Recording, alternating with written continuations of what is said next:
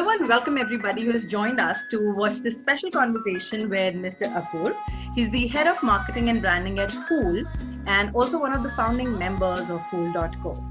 I'm very happy to have him here because we will be speaking on the idea of how to create the dream job.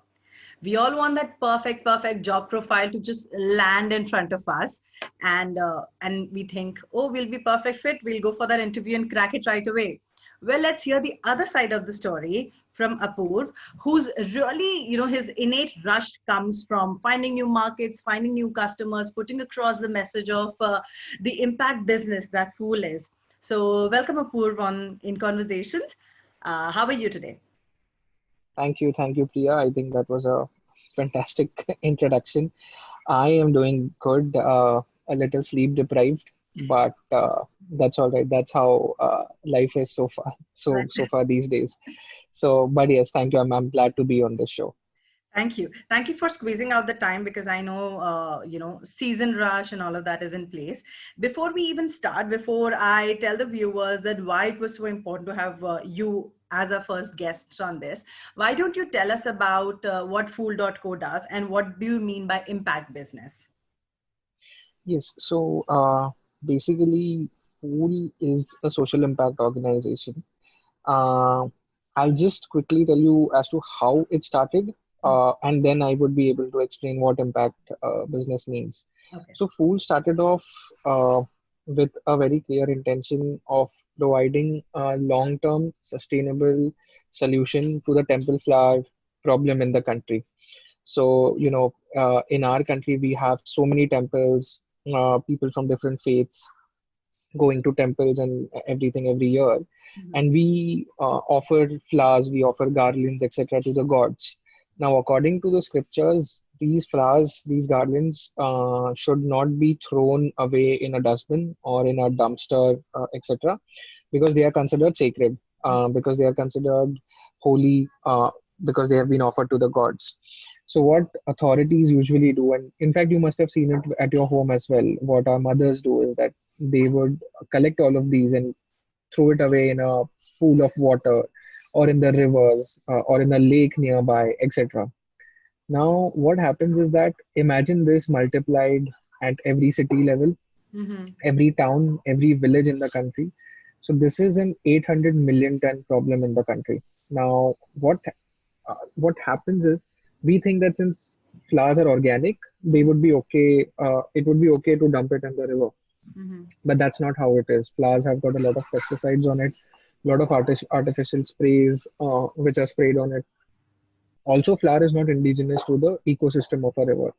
So it Okay. ends up really diversely affecting the water body, affecting the flora fauna, and adds immensely to the pollution. Mhm. So the whole intention with which we started was, could we do something to reduce the pollution in our rivers? And with that, we realized that maybe the effluent, the industrial effluents, would be really difficult for us to sort out. Let's start with one step, Mhm. which is the flowers, and from there on, see how we can, make a change. So that was the whole idea. We started off with 2 kgs and two women. Now we are based in Kanpur. Okay. We have seen a lot of caste discrimination here growing up. While in the cities, it's not prevalent, but we do see it in the tier two, tier three cities. And our aim was that if we could provide employment opportunities to Mhm. women who are coming from the marginalized sections of the society, who today are working in jobs like manual scavenging, who are helpers, cleaners in toilets, who are not really getting a fixed salary. Okay. People who work on daily wages with no fixed income. Mhm. We said if we can bring them in the fold, Mhm. provide them a fixed salary, give them an ESI, PF, all those things which a government has mandated that a normal employee should get, and make them a part of this journey. One, it is going to help them have fixed revenue every month. And two, the second most important thing is that they'll have a respectable source of livelihood, which will Absolutely. in turn give them respect in the society because they're doing something with the flowers, etc. So now coming back to your question as to what does an impact business mean? An impact business essentially means that all businesses are focused on profits. This business focuses on three major things. One being profit, definitely yes, monetary profit. Two, how can you uplift the people in and around your society? Mm-hmm. Three, how can you ensure that the environment around you is uplifted through your business? So there's a very nice model on this, and you guys can read about it, called triple bottom line. Mm-hmm. Businesses with a triple bottom line impact. So profit, people, and environment. In So these are environment. the three pillars on which the business is based. So that's an impact business. And it's wonderful because I think it is soon becoming a buzzword because most people from our generations are trying to be conscious behind the business model they bring up. Of course, everyone wants monetary benefits because philanthropy is also not free. Like even social work's not free. And Sure. don't give the person a fish, learn them how to fish. So that's one thing. So that's very wonderful what you're doing. And I think after reading that story, I was attracted to food in my own personal capacity. So that's great what you're doing.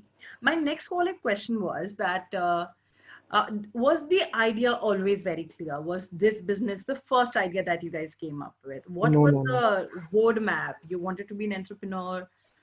What were the experiment Absolutely. failures on the route? How did it happen? Yeah. I think I'll speak very specific to Fool's journey.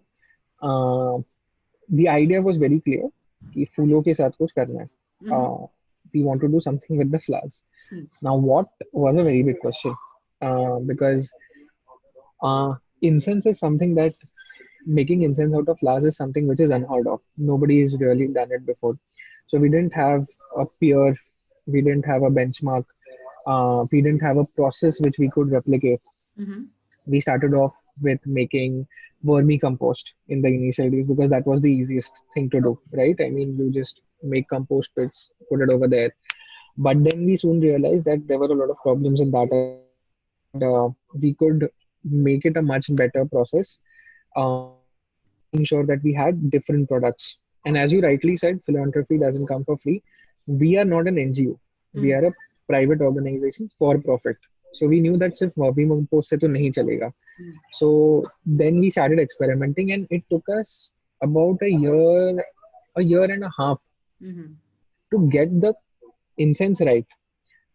Like we had re- just read it somewhere that maybe फूलों से तुम एक fragrant subject बना सकते हो incense या कुछ शायद कुछ I'm not even sure where the idea had come in from. It was just an experiment. It took about 1.5 years to figure that out and Long time. get a product which okay with us. I mean, we were okay consuming it. Only then would be okay selling it, right? So yeah, very long.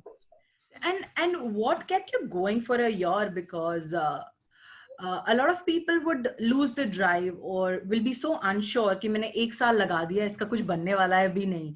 And I'm sure there'll be like 100 people around you saying पता नहीं क्या कर रहा है, it's almost कूड़ा, what are you trying to make out of a trash? और So yeah, अगरबत्ती, yeah, yeah. like it's a household So product, but yeah, yeah, absolutely. So Ankit's mom said this thing to him, and I remember it very well. So he was an automation scientist in Pune, Mhm. doing really well for himself. Had a good job in Symantec. Now it is called Veritas. And when he said that I want to do this full time, his mom said he now instead of softwares, तुम कचरा साफ करोगे.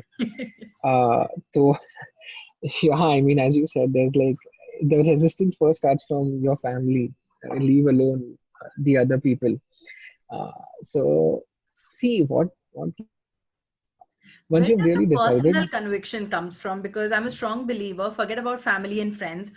Once you're convinced in your heart, you will probably go far doing it. So So how does that personal conviction comes? so I think the first few attempts at trying to make this incense, and once we saw that it is feasible, बन तो जा रहा है, Mhm. perfect नहीं है. Hmm. So now for telling ourselves that we have at least cracked a product. Mhm. It is not a perfect product Mhm. was something very important. I mean, you cannot tell yourself that you just cannot make this product. You need to tell yourself that you've made something Mm-hmm. and you can make it a lot better. Mm-hmm. But what I personally feel and what we feel also is that a lot of people give up because they do not give themselves as much credit as they should. Even if they have a good idea, even if they've seen a working model of it, Mm-hmm. that's fine if it's not perfect. It is fine if it is not market ready. It is fine if it is not looking as the way you thought it would look like at this Yes. point of time. Yes.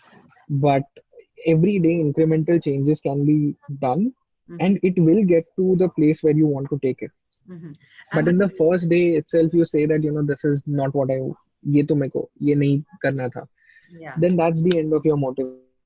I understand I'm that glad it's a you brought that process. up. I'm very glad that you brought that up because the immediate comparison is to the best of the products in the market who have Yes, probably have 80 years of history behind them and all these scientists behind them. So not lose hope when you're just starting out. Done is better than perfect. Like, absolutely. And you give credit to yourself mhm, where it is necessary, and you criticize yourself where it is necessary. You criticize for not trying enough. You criticize yourself for not, understanding what all could have been done better. You do not criticize yourself after the attempt saying that I just screwed it up. mhm, That's not how you criticize. I mean, the criticism should come in before you're doing the product. That have I really looked at everything before I started, mhm. and then get into it. Giving it your 100% is like super important, is what we feel. Thank you. Thank you, Apoor, for that. My next question to you is this. Uh, and it's a very important one for all of those who want to have a startup. For you, it took 1.5 year, right? For some, it might be 2 years or 3 years span time. A very important question is how do we get the bread in the house for that amount of time? Do you work on a cap? Do you think, are there people supporting the research? How does that part works out? Because that's a big roadblock for a lot of people. Absolutely, absolutely. I think that's a very, very good question. Um, See, I think in our case, we had worked prior to this. Mhm. We had done some work. So we had some money that we could fall back upon if things really didn't work out. So Mhm. let's be honest about it that, building a safety nest is important. You can't be an entrepreneur when you don't have even like when you don't have bank balance. It's Mhm. difficult because it's going to take a lot of effort, but it is also going to take a lot of time. But once you have invested some amount of capital in the business, the Mhm. focus should be on making it self-sustaining. And now that brings us to the question of how can you make it self-sustaining? Uh, See, the thing is, everyone thinks of the traditional ways of raising money, banks, investors, etc. But in India, the startup ecosystem has grown up so well that for everything that you're doing, there are grants, there are competitions that you can be a part of, there are local and national and international competitions which you can be a part of. There's area specific researches that go on where Mhm. you can sort of pitch your product and say we need this amount of money to make a pilot. To give you an example, we during that 1.5 year, as I said, the perfect product took 1.5 year, but we had a working product, right? Mhm. We used to, and to this day, even after we've raised a small round of funding, we approach every competition that is there in the country with a very clear agenda of we want to win it. Why? Not for the recognition, but for the money. Mhm. Because these competitions give you money without any conditions. Mhm. They give you money for your idea. Mhm. So Social Alpha, there's BIRAC, there's Small Industrial Development Bank of India. They have their own competitions. IIMs, all the IIMs have competitions, business plan competitions, Narsi Munjis, the SPGMs of the world. Make sure that you're pitching in all of them. You'll get money for your business, and that's how you will be able to serve. You घर के लिए वैसे ज्यादा कुछ लगता है नहीं. I Mhm. mean, once you know that you're walking down the entrepreneurship path, Mhm. अपने आप needs कम हो जाती है. So uh, yeah, so that does not take a lot of money. I mean, So you all would those who are wanting a lot of frills should not probably take the path of entrepreneurship, you're saying? sorry, I didn't catch your question. I'm saying for people for whom the frills are the drive, like the frills of life, like a luxury car and fancy dinners, they shouldn't think of this route. I mean, it's a difficult one. No. I think entrepreneurship is all about delayed gratification. Oh yes. Mm-hmm. I So hear you. you will get a lesson, but it would be delayed by 5, 7 years. So I, if you're I okay with those 5, 7 years, Yeah, I remember then I think you should. it was it's a very strongly recommended story of delayed gratification. The marshmallow story that, the kids are tested with the marshmallow. You can have one right now or two after 2 minutes. Most kids, Okay, most kids I would want haven't. the most kids want the first marshmallow, and they would not even Yeah. think about if I wait 2 minutes, I'll get more. The thing is, we walked down that path before. Yes. We walked down that path of instant gratification, and then we realized that this is not fun, Hmm. and hence the delayed gratification bit came in. And also, after a point of time, you sort of start enjoying the journey, the game. I mean, it's really, trust me, we are, but I can assure you that the founders who are raising like hundreds of millions of dollars, for them, at after a point of time, does not become about those valuations. And for us, we know that it's valuation is just on paper. Mm-hmm. uh, every single day. I mean, as I told you just before this call, day before 3:30 in the morning to around 7:30, we were around the factory waiting with fire hoses. That if something were to happen, we are ready to fight it. So it's about that, and you start enjoying it, and then still you go back home, you take an hour nap, and then you have to turn up again because there's a lot of other things lined up for the day. So there's no breaks. So you start enjoying the journey after a point. You have brought this interview on a very nice context, and that's why this initiative started in the first place. A lot of us are in the jobs, and they're fine paying, we have all the things doing, but there comes a time, there comes a point in life where it's not matching with how we see ourselves doing things. Like, it's not enough to fulfill my appetite. Like, I want something more, I want something more. My day-to-day job is not cutting it. And that's when you start to hunt, what are my options available. And a lot of people are now talking about that once you've had a stint with a corporate job, maybe you learn the best practices out of the corporate job. Maybe you develop your own personality out of a corporate job, see where you lie and where your interests lie, and then you can take all that experience and pump it behind the dream of a startup, or whatever new businesses that you want to start. And briefly with that, if you could tell me about, there is a big bonanza out there. Startups are cool. I have the new latest startup idea, and everyone's wanting to have their own startups.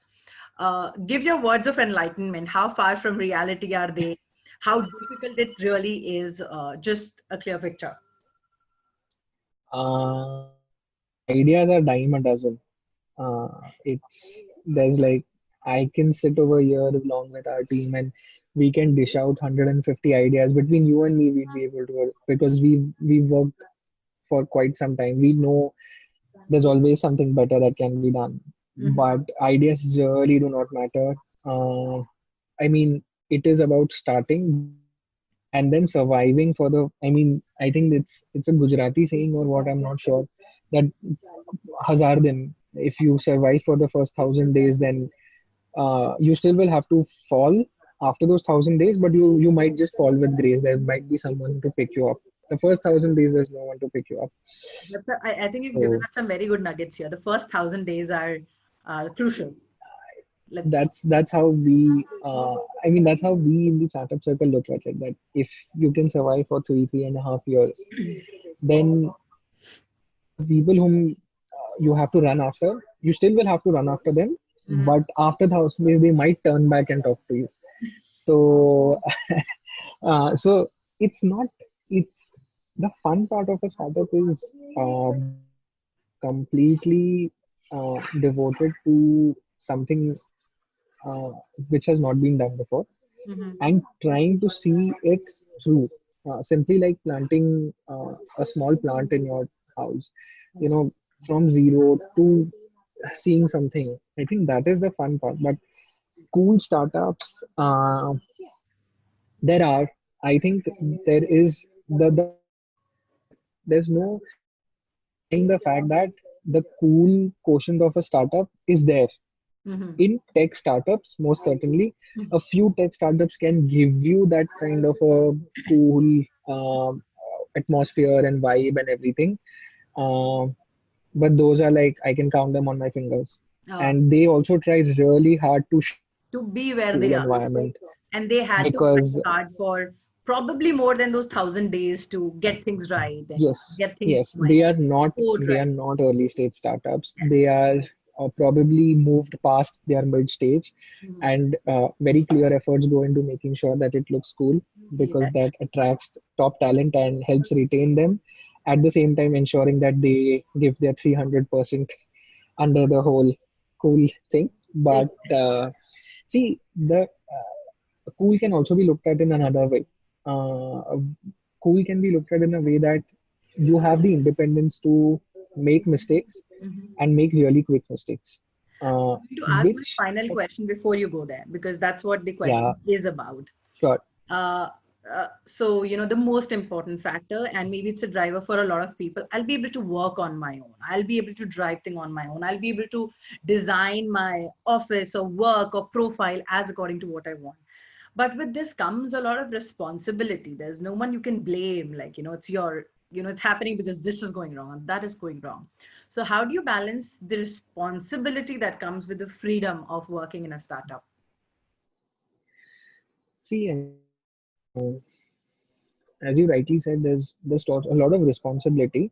Mhm. Uh, the stakes are not that high in the initial phases. Mhm. So, in a large corporation, when a manager has to take a decision, his decision might really affect thousands of other employees, might affect the market, etc.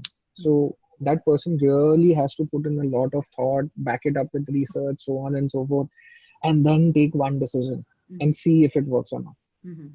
In here, in a startup, you can take a decision, see if it is not working, and quickly move on to something else if it is not. So, when now the thing is that you only have say 100 rupees to Mhm. see that decision through.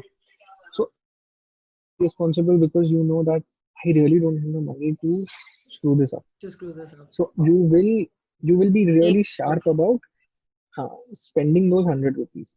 But at the same time, if something fails, the cool part of the startup culture comes in over here when the startups do not scold you because, or then they do not, say that you could not put in your best efforts. They just say we can do it better and let's see if there's some other way. And third, anyone who's joining an early stage startup knows that it's going to be an extremely responsible Yeah. kind of a job. In Yes. fact, one thing we talk to all our potential hires, people who have joined us, is that this is going to be your canvas. You Mhm. can do whatever you want over here, but it is not going to be easy. It's going to be a lot of hard work, but we are ready to do it with you. Yes. We are not going to push it on you. And that communication, anyone who's stage startup, he or she is definitely um, cognizant to the fact that it's going to be responsibility bhara and hard work bhara. पूरा काम होगा. So you have to get into the field with your armors on, with your blinders on, that this is what my life's gonna be for the next few Yeah, 1,000 days at least.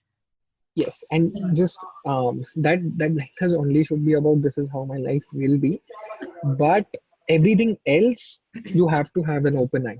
I mean, on everything because as you rightly said, we advertisements from the US, we look at advertisements from the Europe, uh, we look at advertisements from people who are selling mattresses to sell our products in Senses Online because Oh, you have to learn from them, right? oh, There's definitely. only so many ways that you can sell an incense, True. but if you can draw some idea from what others are doing in their field, that helps. So that Exactly. open eye perspective about everything.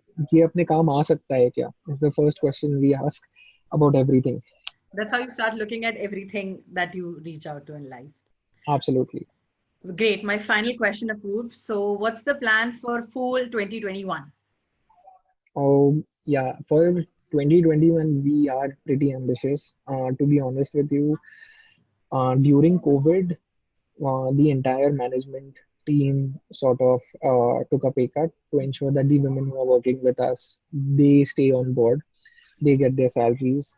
So, that really brought the entire team together. And now we are pretty ambitious from the perspective that we see people like the products. It's not us just pushing it down their throats. They love the products. They come back to us with suggestions, demands.